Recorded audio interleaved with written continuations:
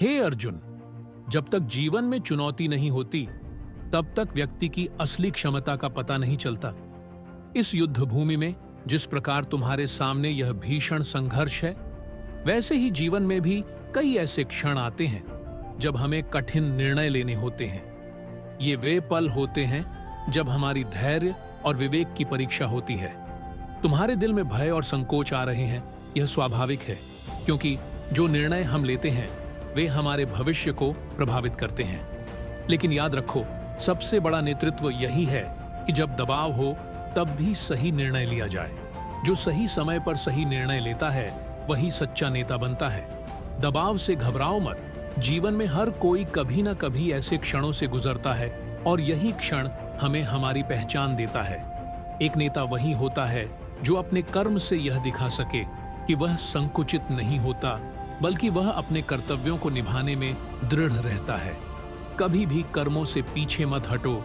जो कर्म तुम्हारे धर्म से जुड़े हैं उन्हें बिना किसी भय के, बिना किसी संकोच के करो। ऐसे क्षणों में अपनी मानसिक शक्ति पर भरोसा रखो और समझो कि हर चुनौती तुम्हारे आत्मबल को मजबूत करने का अवसर है। तुम्हें याद रखना चाहिए कि निर्णय लेने के वक्त यह जरूरी नहीं है कि हर निर्णय तुम्हारे हिसाब से सही हो। कई बार जो निर्णय हम लेते हैं वह हमारी सीमित जानकारी और स्थिति पर आधारित होते हैं। लेकिन यही समय है जब तुम्हें हर निर्णय को धर्म, सत्य और आत्मा के मार्ग पर रखते हुए करना है। यही नेतृत्व की असली परिभाषा है। सभी धर्मों को छोड़कर मेरे शरण में आओ। जब कोई निर्णय अत्यधिक कठिन लगे तब अपने अंतर्मन की आवाज सुनो, क्योंकि वह तुम्हारे भीतर के ईश्वर का स्वर है। तुम अपने कार्यों में लग्न और समर्पण से जुट जाओ और परिणामों से निर्लिप्त रहो। याद रखो कि अगर तुम डरते रहोगे तो कभी कोई निर्णय नहीं ले पाओगे। निश्चय ही जब आप निर्णय लेते हो तो किसी न किसी को चोट पहुंचने का डर रहता है, लेकिन अगर तुम सही मार्ग पर चलते हो तो अंततः सत्य की विजय होती है।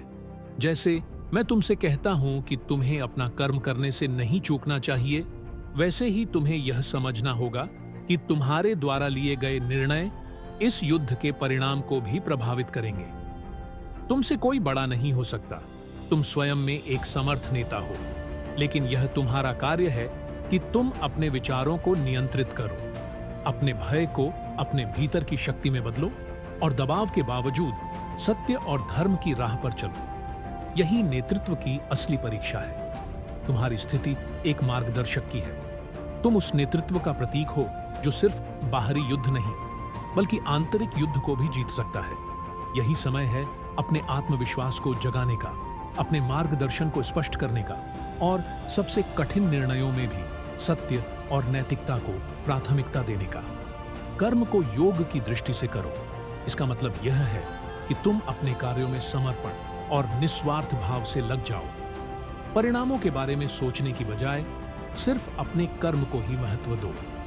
तुम जो भी निर्णय लोगे वह तुम्हारे समर्पण और ईश्वर के मार्ग का ही परिणाम होगा। कठिन समय में ही तुम्हारी असली परीक्षा होती है। दबाव तुम्हारे मानसिक बल को बढ़ाता है, और जब तुम ये समझोगे कि हर संकट तुम्हारी आत्मा को और भी मजबूत बना रहा है, तो तुम सच्चे नेता बनोगे। यही समय है। यह युद्ध सिर्फ बाहरी नहीं, बल्कि भीतर के भय और संकोच के खिलाफ भी है।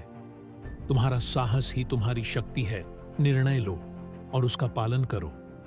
यही नेतृत्व की असली पहचान है।